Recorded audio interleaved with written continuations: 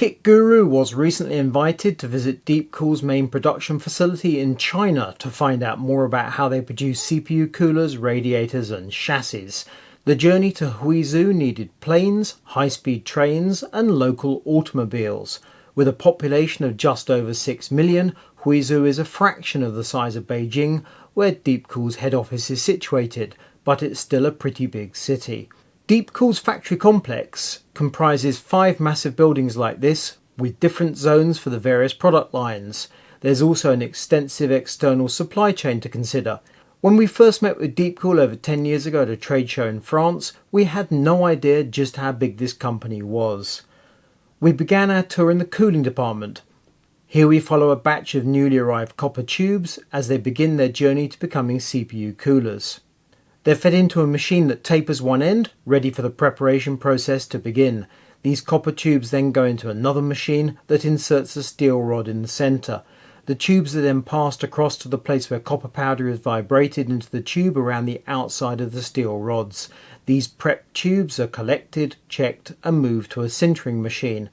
This is like a long, highly controlled oven, where they'll be baked at a little over 700 degrees, but well under the 1085 degrees where copper actually melts. This process takes over 10 hours and produces a porous wick structure on the inside walls of the copper tube, enabling a capillary action that ensures the water is drawn through in the most effective way possible. Once sintering is completed, the steel rods are removed and the prepared tubes are now ready to be filled with highly deionized water. This machine prepares and fills 2 tubes at a time, and there are many machines like this in the same room. The tubes are sealed using an arc welding device. They're then heated again to release any gas that may have become trapped, and after that they're fed into a second machine that looks almost identical to the first. This second machine opens a pipe to let the gas escape and immediately reseals the end with an arc welder. The sealed heat pipes are then bent into shape depending on which kind of cooler is being made in today's production run. This is the first time that the heat pipes will have been tested. Each heat pipe needs to undergo testing at 50 degrees to ensure the seal is good. We were told that by using this system, Deepcool can produce 2 million heat pipes a month. There's also a section where skilled workers can work on special products. The heat pipes are now carefully packaged, ready to go through to final assembly.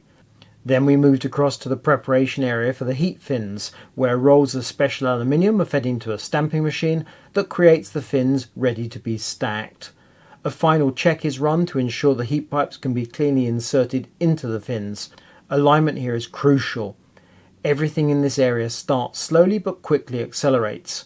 Once a run begins, coolers are produced at a rate of knots. The final coolers are checked and stacked ready for packaging or for further work. Having everything in-house with full automation means Deepcool can switch easily between different models and materials as required. The most advanced coolers now head off to a CNC area where the base can be adjusted with special tools. Here we see a base that's been flattened and is now going back in to be made completely smooth. The tool itself is at the top of the screen and moves so fast you can barely see it. The result is visually and physically inspected to ensure quality. At Computex 2024, we saw some of the latest products from that factory on the show floor at Nangang. That's the air cooler technology, but what about radiator production? Deepcool has just finished setting up a new line to produce radiators, and it's expected to go into full production around Q3. The basic radiators that come off the line are first pressure tested to guard against leaks. Multiple units can be tested simultaneously before a long journey through the various cleaning and preparation stations begin. Some fittings are added and checked. Burrs and rough edges are removed, and it's important that any issues are spotted at this stage before painting begins. The radiators are then hooked up to the production line and sprayed again to remove any dust or other particles that become attached. They enter the powder spraying room, going in as bare metal and coming out completely black. The radiators then begin a long journey through the drying area before going down to the final assembly zone ahead of being packaged for sale. To see how a final assembly works, we were taken to the chassis building area. Here the pre-stamped panels are checked and have various mounting points added. This happens before heading down a production line that brings all the various components together. A new chassis will typically go around this U-shaped production line in less than 5 minutes. Basic panels arrive on one side, and completed chassis are packed, ready to sell at the other end.